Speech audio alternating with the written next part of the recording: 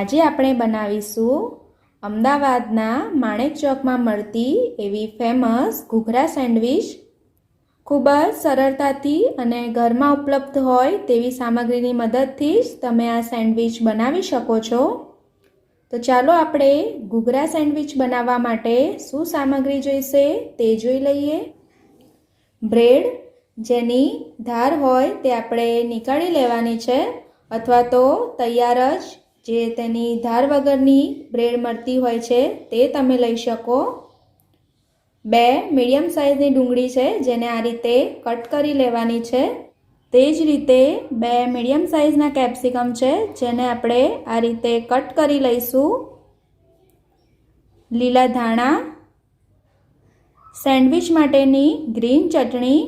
આ ચટણી કેવી રીતે બનાવાય તેના માટેનો વિડીયો આ ચેનલ ઉપર પહેલાં મૂકવામાં આવ્યો જ છે। ચાટ મસાલો, મીઠું, 3 નંગ જેટલા લીલા મરચાં લીધા છે। તમે અહીંયા તમારે જે મુજબની તીખાશ એડ કરવી હોય તે મુજબ મરચાં લઈ શકો। તેને આ રીતે બારીક ચોપ કરી લેવા। મરી પાવડર, ચીઝ અને બટર। તો ચાલો આપણે ઘૂઘરા સેન્ડવિચ કેવી રીતે બનાવાય તે જોઈ લઈએ। સૌપ્રથમ તો આપણે તેનું સ્ટફિંગ રેડી કરી લઈશું। તેના માટે એક બાઉલમાં આપણે કેપ્સિકમ એડ કરી દઈશું, ડુંગળી એડ કરીશું, 3 ટેબલસ્પૂન જેટલા લીલા ધાણા એડ કરીશું, 1 ટીસ્પૂન જેટલો ચાટ મસાલો એડ કરીશું, 1 ટીસ્પૂન જેટલો મરી પાવડર એડ કરીશું। અહીં જો તમને મરી પાવડરનો ટેસ્ટ પસંદ ન હોય તો તમે તેને સ્કીપ પણ કરી શકો છો, પરંતુ મરી પાવડર એડ કરવાથી તેનો ટેસ્ટ ખૂબ સરસ આવશે। બારીક સમારેલા લીલા મરચાં એડ કરીશું। તમે અહીંયા આ રીતે કટ કરેલા મરચાંને બદલે ગ્રીન મરચાંની પેસ્ટ પણ યુઝ કરી શકો છો। સ્વાદ પ્રમાણે મીઠું એડ કરીશું। બધું સરખી રીતે મિક્સ કરી લઈશું। અહીં ડુંગળી, કેપ્સિકમ તથા લીલા ધાણાનું પ્રમાણ તમે તમારી પસંદ મુજબ વધારે ઓછું કરી શકો છો। સ્ટફિંગ રેડી થઈ ગયું છે। હવે આપણે સેન્ડવિચ એસેમ્બલ કરી લઈશું। આ રીતે આપણે બ્રેડ સ્લાઇસ લઈ તેના ઉપર બટર લગાવી લઈશું। અહીંયા બટર જો રૂમ ટેમ્પરેચર પર હશે તો જ સરળતાથી સ્પ્રેડ થશે। સરસ રીતે આપણે બટર લગાવી લઈશું। આ રીતે આપણે 3 બ્રેડ સ્લાઇસને બટર લગાવી લીધું છે। એક ઘૂઘરા સેન્ડવિચ બનાવવા માટે 3 બ્રેડ સ્લાઇસ જોઈશે।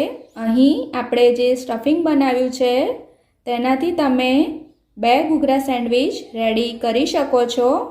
બટર લગાવ્યા બાદ આપણે તેની ઉપર ગ્રીન સેન્ડવિચ ચટણી લગાવી લઈશું। આ રીતે ગ્રીન ચટણી લગાવ્યા બાદ તેની ઉપર આપણે તૈયાર કરેલું સ્ટફિંગ મૂકી દઈશું। અહીંયા આપણે 2 બ્રેડ સ્લાઇસ ઉપર જ સ્ટફિંગ મૂકવાનું છે। આ રીતે સ્ટફિંગ મૂક્યા બાદ તેની ઉપર આપણે ચીઝ છીણી લઈશું। અહીંયા ચીઝની સાથે તમારે પનીર છીણવું હોય તો પણ છીણી શકાય।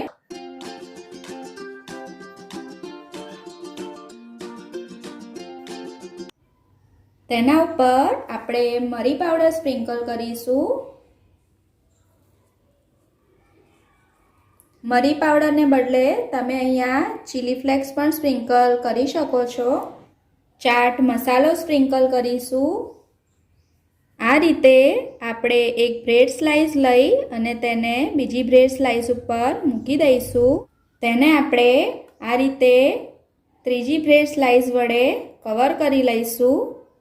તેને આ રીતે કવર કર્યા બાદ થોડું પ્રેસ કરી દેવું જેથી સ્ટફિંગ તેની જગ્યાએ સેટ થઈ જાય। આ રીતના ટોસ્ટરમાં આપણે તેને શેકી લઈશું।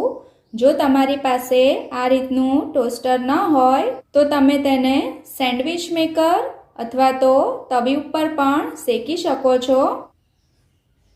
જો તમે તેને તવી ઉપર શેકતા હોવ તો એક તરફ જ્યારે શેકાતી હોય ત્યારે ઉપરની તરફ થોડું વજન મૂકવું, જેથી તે સરસ પ્રેસ થઈ અને શેકાઈ જાય। આ રીતે આપણે ટોસ્ટરને તેલની મદદથી ગ્રીસ કરી લઈશું। બંને તરફ ગ્રીસ કર્યા બાદ તેમાં સેન્ડવિચ મૂકી દઈશું અને તેને ગેસ ઉપર શેકી લઈશું। આ રીતે તમારે સેન્ડવિચને પ્રેસ કરીને ટોસ્ટર બંધ કરી દેવું। ત્યારબાદ આપણે ગેસની ફ્લેમ મીડિયમ રાખી અને તેને બંને તરફથી શેકી લઈશું। એક તરફથી શેકાય ત્યારબાદ આપણે તેને બીજી તરફ ફેરવી દઈશું। અહીંયા એક જ સાઈડે આપણે કન્ટિન્યુઅસલી શેકવાનું નથી, તેને બંને તરફ ફેરવતા રહી અને તેને શેકી લેવાની છે।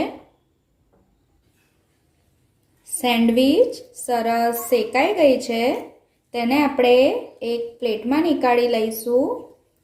તમે જોઈ શકો છો એકદમ સરસ ઉપરથી ક્રિસ્પી થઈ ગઈ છે। તેને આપણે બ્રેડ નાઇફની મદદથી કટ કરી લઈશું।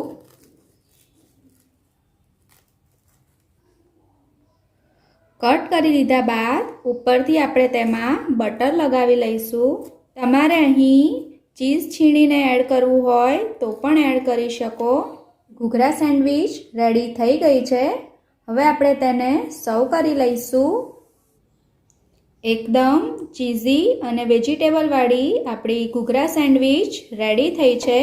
તેને આપણે આ રીતે એક પ્લેટમાં મૂકી દઈશું। બીજો સેન્ડવિચનો ટુકડો પણ આપણે મૂકી દઈશું।